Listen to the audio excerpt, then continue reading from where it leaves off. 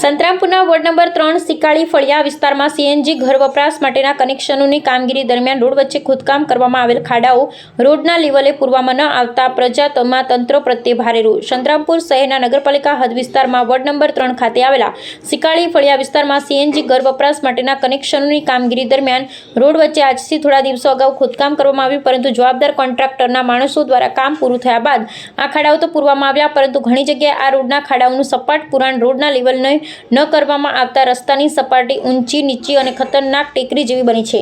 આ ઊંચા નીચા ખાડાઓ અને અસમાન સપાટીના કારણે હાલ દરમિયાન આ રસ્તો ખતરારૂપ બની ગયો છે. સ્થાનિક નાગરિકોના જણાવ્યા અનુસાર વાહન ચાલકો માટે અકસ્માતની શક્યતાઓ સતત વધી રહી છે અને લોકો ગંભીર ઈજાઓનો ભોગ બનતા હોવાના બનાવો પણ સામે આવી રહ્યા છે. આ વિસ્તાર જાગૃત નાગરિકો અને રહીશોએ માંગ કરી છે કે અહીંયા સંતરામપુર નગરપાલિકાના ચીફ ઓફિસર સાહેબ, મામલતદાર સાહેબ તેમજ પ્રાંત અધિકારી સાહેબ આ વિસ્તારની તાત્કાલિક મુલાકાત લઈ ત્યાં થયેલા ખોદકામની યોગ્ય તપાસ હાથ ધરવી જોઈએ. સાથે જ બેદરકારી દેખાવનાર કોન્ટ્રાક્ટર સામે પગલાં લેવા અને ખાડાઓનું વ્યવસ્થિત રીતે સમાન સપાટ પુરાણ કરાવવું જોઈએ, જેથી આગલા દિવસોમાં અકસ્માત દાખલાઓ રજૂ કરે છે. રહીશો તરફથી સ્પષ્ટ રીતે ઉચ્ચ અધિકારીઓને તાકીદ કરાઈ છે કે જાહેર સ્વાસ્થ્ય અને વાહન વ્યવહારની સલામતીને ધ્યાને લઈ તાત્કાલિક પગલાં લેવામાં આવે તેવી માંગ ઉઠવા પામી છે.